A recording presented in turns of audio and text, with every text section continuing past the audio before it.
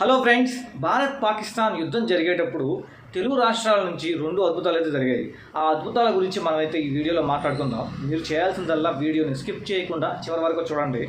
ఇక మొదటి అద్భుతం గురించి మాట్లాడుకుంటే, భారత్ పాక్ యుద్ధం జరిగేటప్పుడు మన తెలుగు జవాన్ మురళి అయితే దేశం కోసం ప్రాణాలు అర్పించడం జరిగింది.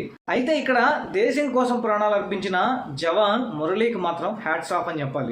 మన తెలుగు రాష్ట్రాలు గర్వపడేలా తెలుగు రాష్ట్రాల నుంచి జవాన్ మురళి దేశం కోసం ప్రాణాలు అర్పిస్తే ఒక్క నేషనల్ మీడియాలో కూడా ఆ న్యూస్ అనేది వైరల్ అవ్వాల, స్ప్రెడ్ అవ్వాల. అదే పక్క రాష్ట్రాల వాళ్ళు ఎవరైనా సరే జవాన్స్ దేశం కోసం ప్రాణాలు అర్పిస్తే వాళ్ళని బాగా వైరల్ చేస్తారు. అంటే ఈ పార్షియాలిటీ ఎందుకు? అందుకే మన తెలుగు రాష్ట్రాల నుంచి ఒక జవాన్ దేశానికి ప్రాణాలు అర్పించాడు కాబట్టి సో ఆ జవాన్కి మనమే హ్యాట్స్ ఆఫ్ చెప్పుకోవాలి.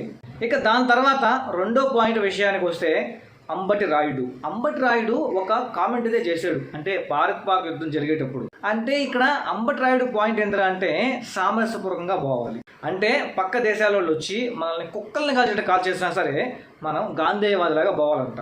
అసలు ఇలాంటి పరిస్థితుల్లో ఇలాంటి కామెంట్స్ ఎందుకు పెడతారో ఎవ్వరికీ అర్థం కాదు. అంటే పాపులర్ అవ్వాలి, నెగిటివ్ వైపు బాగా స్ప్రెడ్ అవుద్ది అని చెప్పని అనుకుని ఇలాంటి కామెంట్స్ పెడతారో, లేకపోతే కావాలనే వాళ్ళు పాకిస్తాన్కి సపోర్ట్ చేస్తా ఇలాంటివి పెడతారో మనకైతే అర్థం కాదు.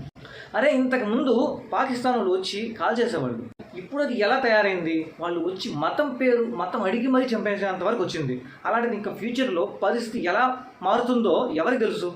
అలాంటప్పుడు మనం ఇప్పుడే కదా జాగ్రత్త పడాలి. సో ఇప్పుడు కూడా మనం గాంధీవాదిలాగా పోతే ఇంకా మనం ఫ్యూచర్లో ఎలా అయిపోతాం? ఇక్కడ పాయింట్ ఏమి లే, వాళ్ళ ఇంట్లో ఏదైనా జరిగిందనుకో అప్పుడు చెప్పు గాంధీవాదిలాగా.